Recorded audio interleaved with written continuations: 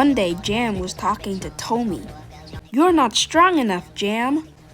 "I am too." "Tomy, you can't pull all those trucks." "Oh yes I can. I bet you can't." "Pusha, I will do it right in front of you. It is a disaster waiting to happen." Jam shunted all of his cars, and he made sure they were all coupled.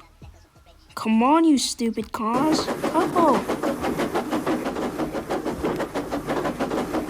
"Push him, push him." "No, stop." Jam was frightened.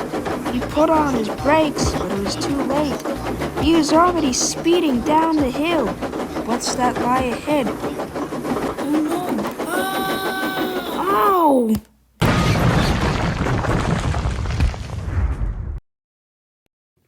Poor Jam.